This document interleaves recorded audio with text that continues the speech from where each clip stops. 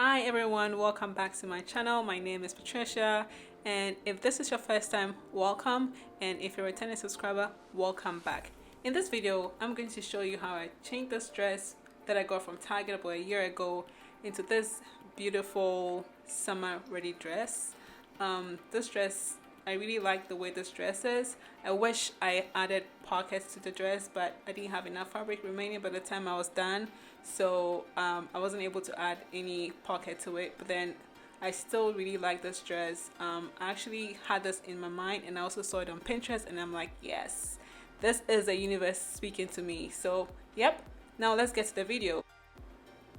As usual, I will need my trusty sewing tools, and I start by picking the dress, the lower part of the dress from the upper part at the waist.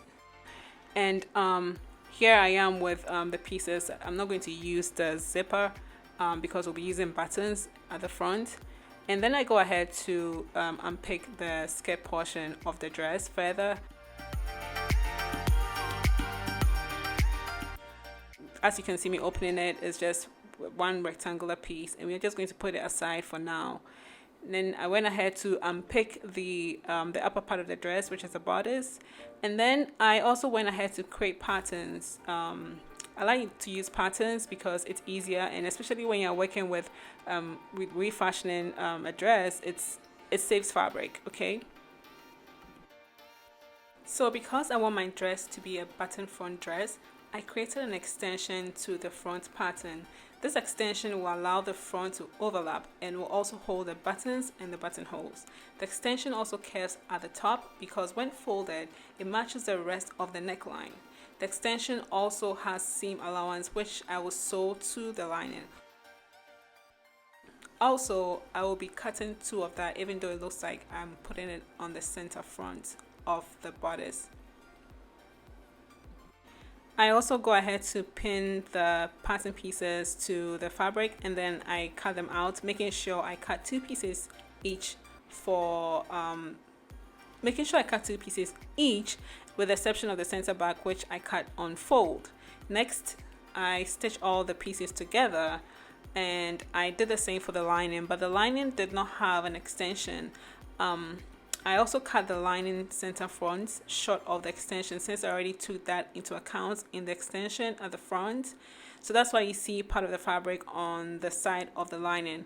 I did include seam allowance for stitching. I hope I'm making sense, because this is kind of a bit difficult, but then as you can see here, I had to include seam allowance to the lining and also to the outer shell to be able to stitch and not take anything from the lining and the outer shell.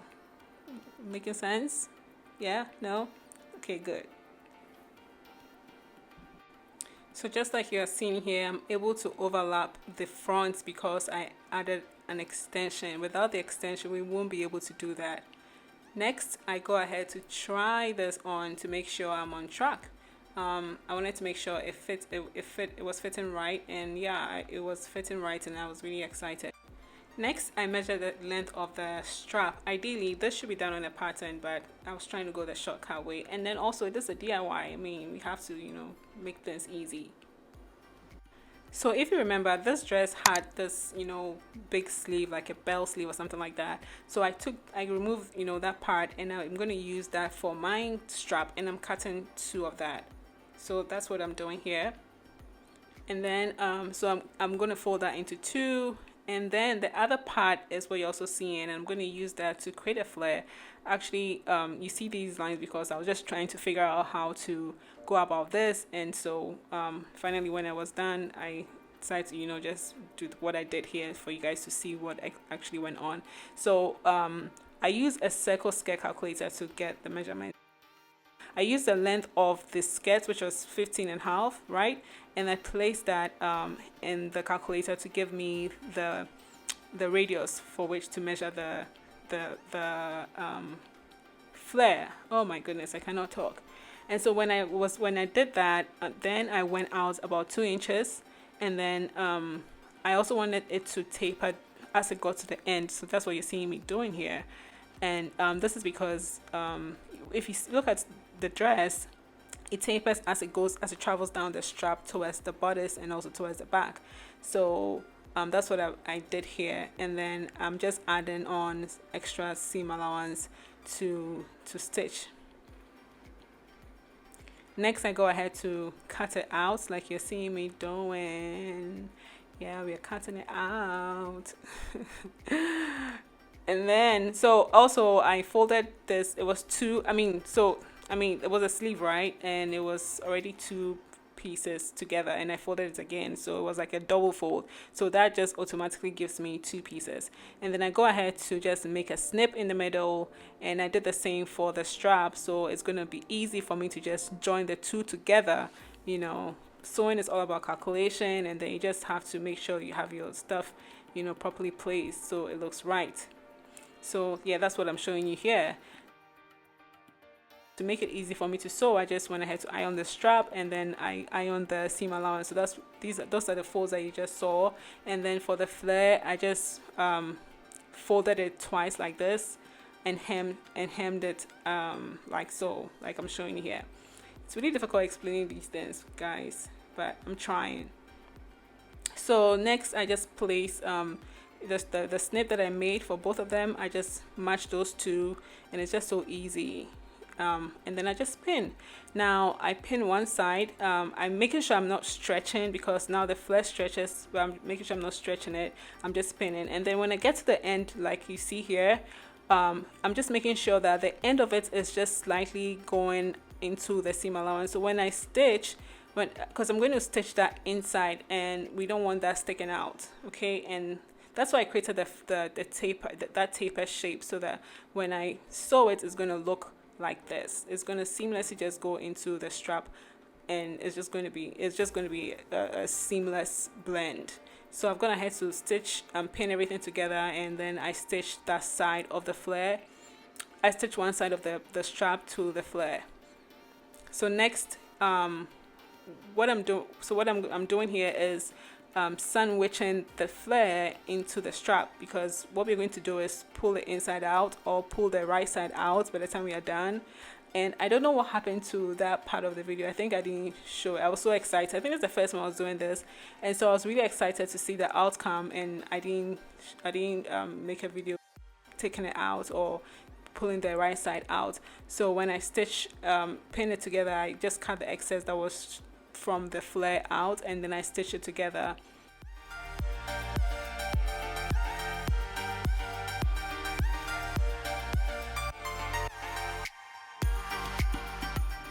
So next, I go ahead to stitch the upper part of the lining and the outer shell together, and then I go ahead to turn it inside out, and also I understitch on the lining side, making sure the shell and the lining both go towards the lining side. You always want to do this so it prevents the lining from showing on the outer shell side. I hope I'm making sense. So here I'm just folding the front of the skirt part. This is where the button is going to go, and then I'm going to gather the top of the skirt. And then here I have gathered the skirt, and then I've gone ahead to join the skirt to the top. Initially, the button section, I made it too small, and when my buttons arrived, I realized it was too small, so I went ahead to remove it and picked everything. You see, I'll show you when I get to that part. But here I've gone ahead to just, you know, pin the straps to the dress, the rest of the dress, and it fits well. I like the way it fits. And so yep, look at me dancing. I'm so happy. So it is now time for me to properly place my straps. Even though I had placed it, I just wanted to make sure the measurements were right, and then I made the front 1/2 inch like you can see here, and then I made the back a 1/4 inch just to make it even. So yeah, that's what I'm doing. And then, like, you see what I'm saying here, this is too small for my buttons. I ordered these buttons on Amazon. There were 1,000 buttons, oh my goodness, for $9, and then I thought it was a good deal. But yo, the buttons had so many small buttons, which I like, but then it took me forever to sort through the buttons. So like, just like I was telling you earlier on, see, I had to unpick the skirt from the borders. I had to remove everything, and I had to adjust the button area, and I had to redo the gathers again, but which I don't show, but I just did the same thing again. So now I finished that, and now I went back to working on my straps. So finally, when I was satisfied with where I wanted my straps to be and the length, I just went ahead to cut the excess that I had off, and then I placed I marked where I'm supposed to join the straps to the dress, and that's what you see me doing here. So guys, this is totally different from sewing, but this table you see me working on, it's a DIY. It's a DIY table that I'm working on, and I also made a DIY bench, and I'm so excited. Anyway, let's continue. So I kind of struggled with the straps a little bit. I didn't know I didn't know how I wanted to finish the end of the straps, the part that goes into the dress, like here. Initially, I searched it, and then I did this thing, I don't even know how to call it, and it wasn't looking good. But eventually I figured something out. So I used my black thread to stitch my strap to the dress.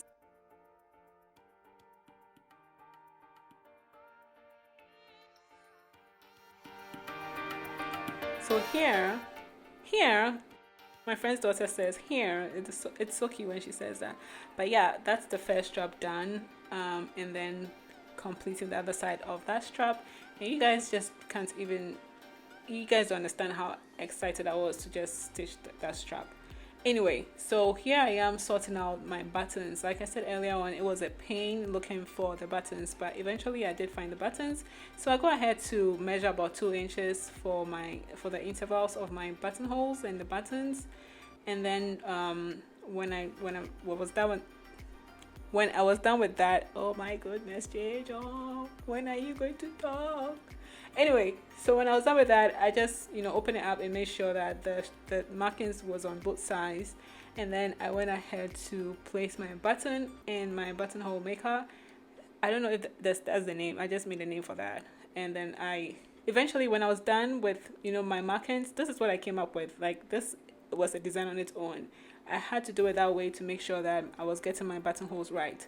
Anyway, so I've gone ahead to fix most of my buttons. I'm just showing you the last one. I went through the buttonhole, and then making sure that I'm precise on the placement of the button, and then I just go ahead to first stitch and then attach the button and do a number of stitches, and then when I'm done, I just go around it and then just make a knot about 2, 3, 4, however you want to make it, just to make sure that it's secure. And then that's it. Our dress is done, y'all. The dress is done. Thank you guys so much for watching this video. If you like this video, please make sure you go ahead to click the like button. And also, if you think there's somebody who will benefit from this video, go ahead and share it with them. Leave a comment below. Let me know what you'd like to see from me. And guys, I know I've been inconsistent. It's not even funny. I've been back in school. I told you guys, if you watch my video that I made earlier this year, I was talking about going back to school. I did go back to school, and initial transition was rough, but then I feel like I'm getting my way around it. It's still time consuming. It takes all my time, but then I cannot let YouTube just sit there and just So we have to do something. We have to be back at this. So please subscribe, like, do all the good stuff. Encourage me so I'll make more videos. Okay, thank you guys so much. See you next time on my next video. Bye.